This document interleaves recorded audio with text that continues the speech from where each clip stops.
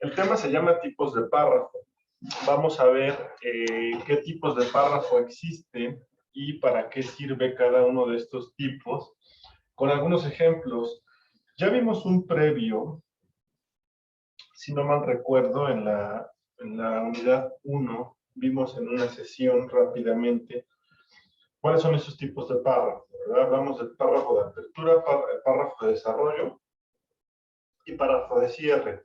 Lo vimos muy someramente porque así lo marcaba el programa solo para contexto, y ahora que estamos desarrollando cuestiones de redacción, sí vamos a detenernos a verlos de manera más específica y también a ver ejemplos de cada uno de estos párrafos y para que ustedes puedan valorar de qué o para qué nos sirven un párrafo u otro. Es decir, es lo mismo que vimos muy someramente, pero ahora lo vamos a profundizar, ¿bien?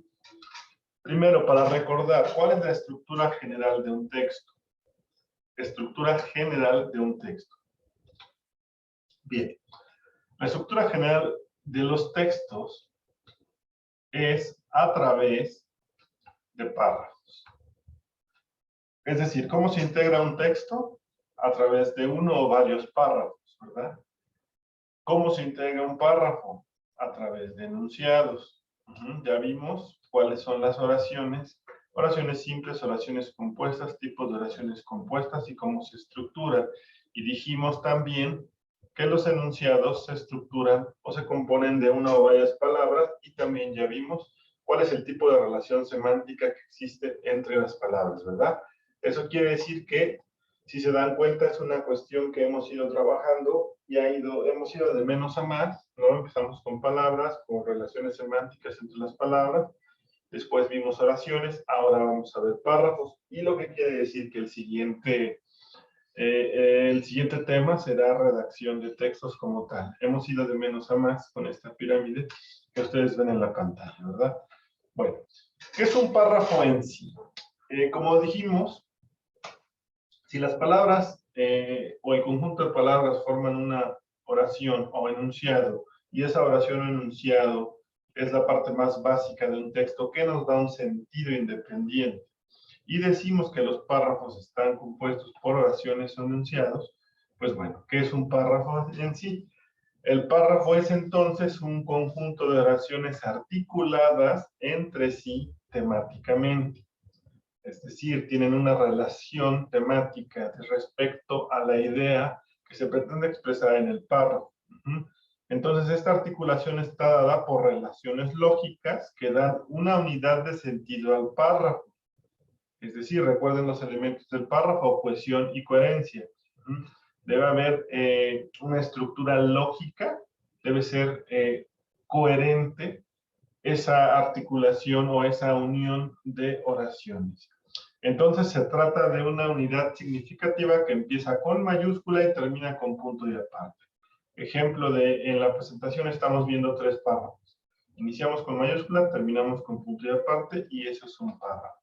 Dentro de los signos de puntuación, aquí iniciamos con mayúscula en cada uno de los 3 párrafos y estamos finalizando con un punto y aparte, que se diferencia porque termina y se deja un espacio entre un párrafo y otro, a diferencia, en este caso, del punto y seguido, ¿verdad? Bien, entonces esos son párrafos. Todos estos son párrafos. Hay párrafos pequeños o cortos, hay párrafos medianos y párrafos muy extensos.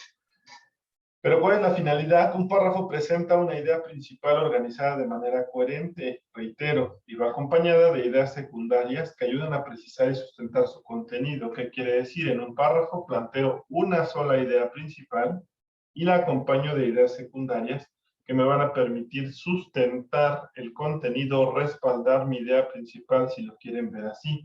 Bien, entonces los tipos de párrafo no solo dependen o no existen solo de acuerdo a la ubicación. Ya lo vimos: apertura, desarrollo y cierre. Sí, también apertura es al inicio, cierre es al final, desarrollo es en medio. Eso creo que está sobreentendido.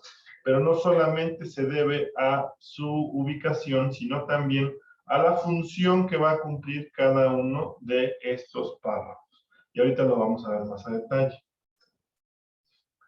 ¿Cuál es la estructura entonces de un párrafo? Primera frase.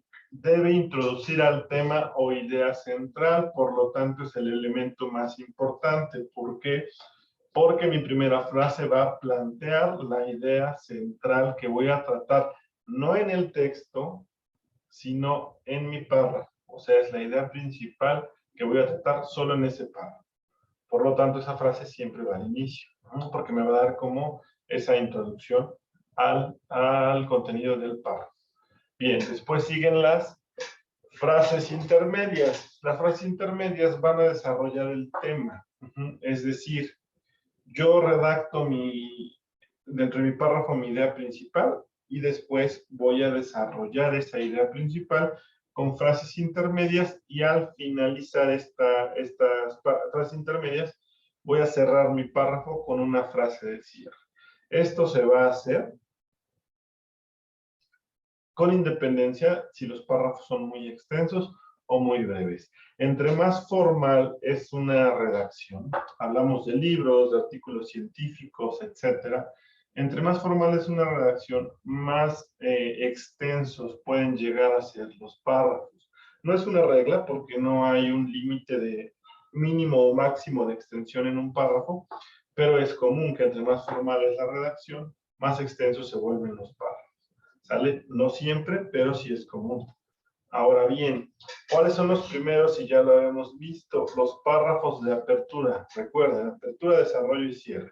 Los párrafos de apertura entonces son los que van a abrir o aperturar, como su nombre lo indica. Es decir, los párrafos que vamos a utilizar al inicio de nuestro texto. Su particularidad principal es que van a presentarnos, y está subrayado, temáticas generales en contextos específicos. ¿Qué quiere decir? Que como nos van a dar una introducción o una apertura, nos van a presentar una temática general, pero en un contexto concreto. Es decir, normalmente van de lo general a lo particular.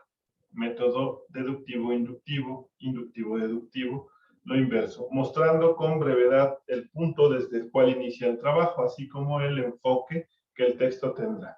Entonces, ¿de qué me sirve un párrafo de apertura? Va al inicio, claro, porque es apertura, pero ¿para qué me va a servir entonces? En esencia, para esto. Nos va a mostrar de forma concreta cuál es el punto desde el que se inicia el trabajo, así como el enfoque que va a tener mi texto. Es decir, me da un previo, una introducción a lo que voy a tratar en mi texto. Dentro de los párrafos de apertura hay dos tipos.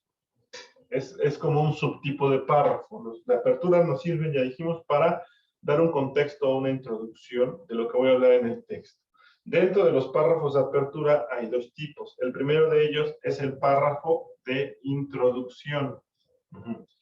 ¿Cuál es el párrafo de introducción? Su función en el texto es una presentación amplia de la temática al lector. Es una presentación amplia, es decir, es concreto pero no tan concreto. Si yo voy a dar una introducción, debo dar un general, pero un general completo. En comparación, ojo aquí, un párrafo de introducción en comparación al texto, sí es escueto y sí es breve y sí es concreto. Pero aún así me debe dar una presentación amplia, es decir, debo ser capaz, el lector, de en ese párrafo darme cuenta de qué es lo que voy a leer, de qué trata mi texto.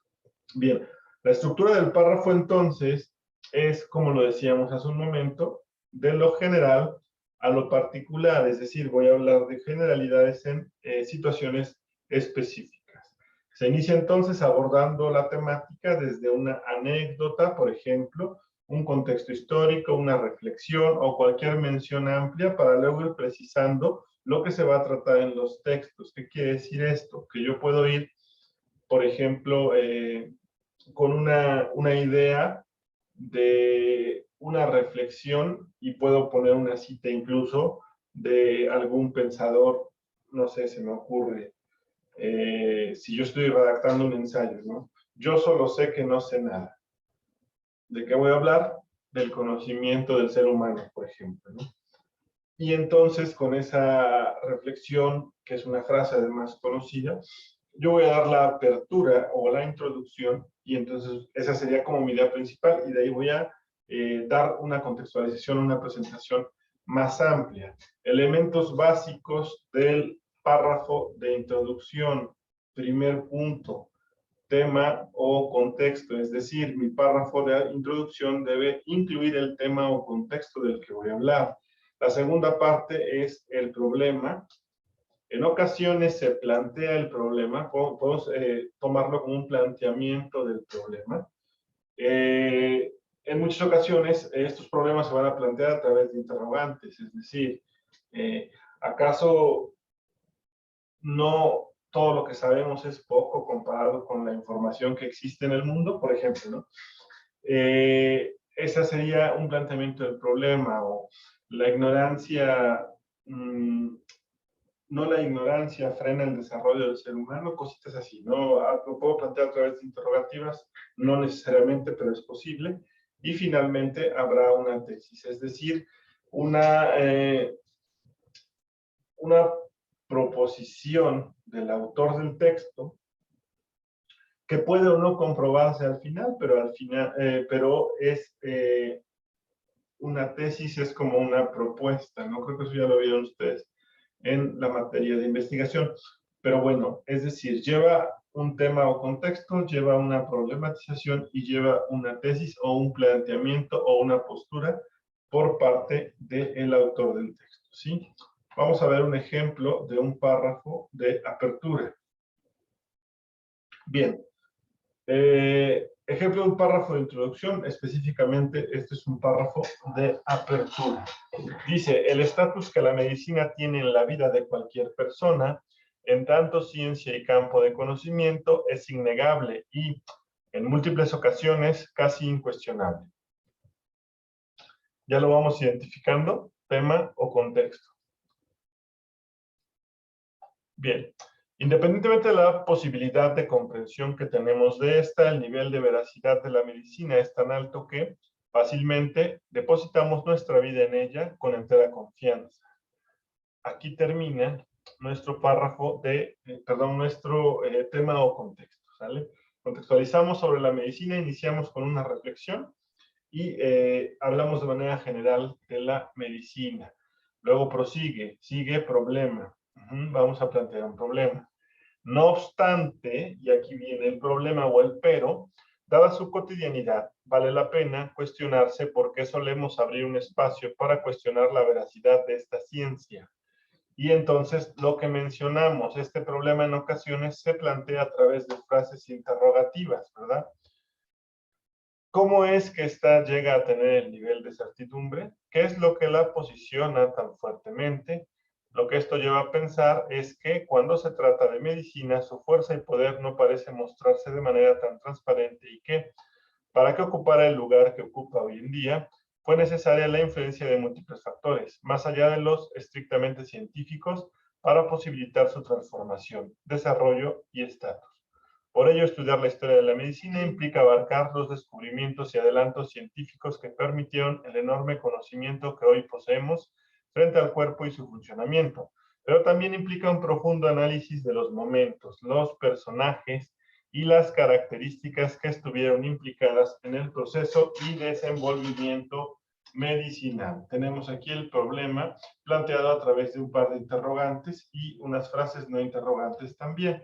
Y entonces dice, así pues, lo que quisiera sustentar en este texto es que, es una frase de cierre, a pesar de la importancia y evidente necesidad de los avances científicos para que la medicina se posicione como una gran ciencia, lo cierto es los factores políticos, económicos y sociales de cada época han sido los elementos fundamentales para fomentar y determinar el poder que esta ciencia posee de manera regular sobre la cotidianidad del hombre.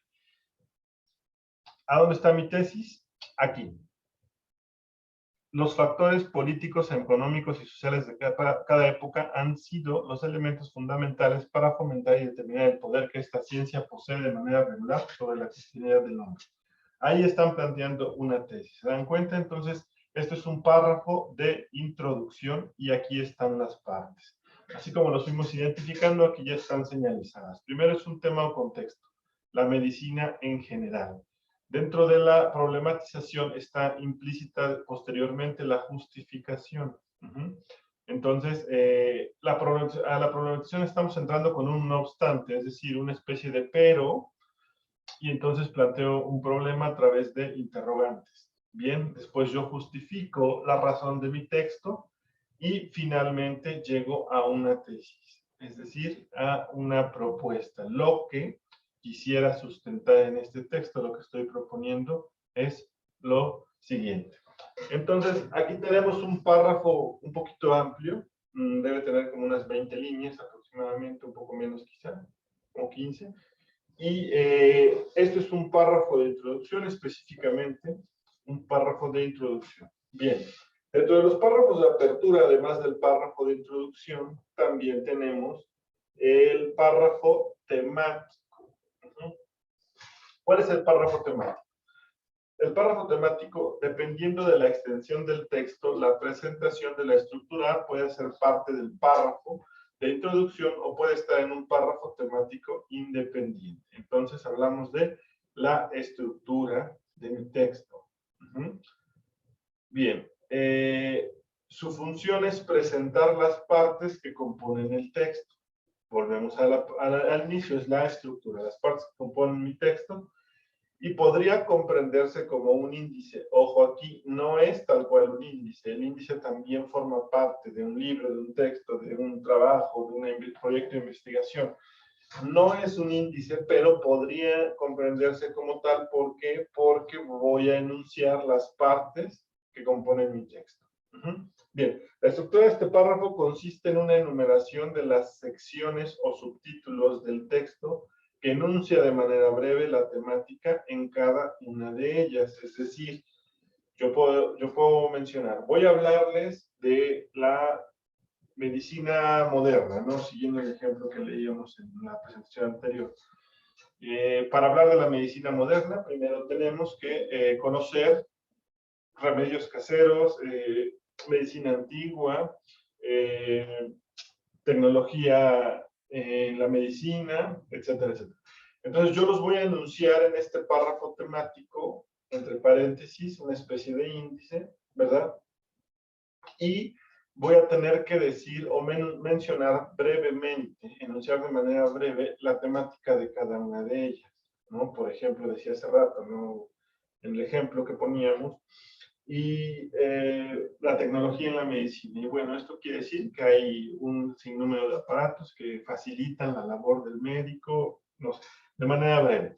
No voy a mencionar todos los aparatos y para qué sirve cada uno, pues no, porque eso ya sería parte de un desarrollo, no de una apertura. Pero sí brevemente tendré que dar una muy breve explicación de qué abarca cada una de las secciones de mi texto, ¿sí? Entonces, bueno, esos son los párrafos temáticos. Bien, ejemplo de un párrafo temático. Empieza aquí. Este trabajo, entonces, se dividirá en 3 partes. ¿Sale? Ya estoy planteando la estructura. La primera abrirá y es el conector de comienzo del discurso. La primera, voy a hablar entonces de las 3 partes. La primera abrirá con una crítica en la manera en la que algunos sectores de las ciencias sociales, en tanto saberes especializados, han hecho una lectura reducida de los movimientos sociales y han limitado su posibilidad de acción desde la configuración de lo que Rancière llama el reparto de lo sensible. Ello permitirá mostrar cuál es el lugar que ocupan estas acciones sociales dentro de la llamada paz territorial. En la segunda sección del texto se expondrá cómo desde la cartografía estética rancieriana puede pensarse los movimientos sociales viendo en ellos una enorme capacidad de gestión política y social. Bien, esto solamente marca o enuncia una expresión de enlace de transición, ¿verdad? De la primera a la segunda. Y el conector de cierre nos va a pasar a la tercera, donde dije esto, dividida en 3 partes. Primera, conector de comienzo del discurso. Segunda, enlace de transición de la primera a la segunda. Y conector de cierre.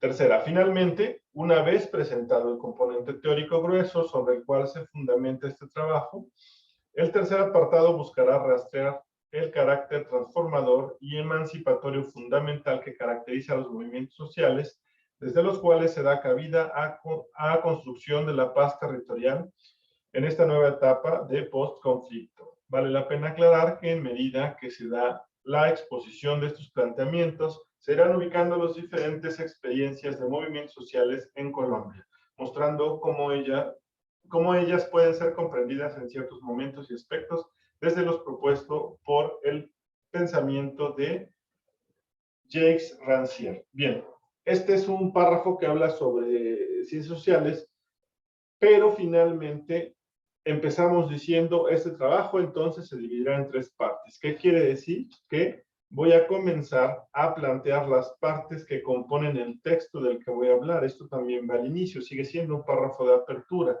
Y recuerden que voy a enumerar las secciones. Aquí dice claramente, voy a hablar se dividirá en 3 partes este trabajo.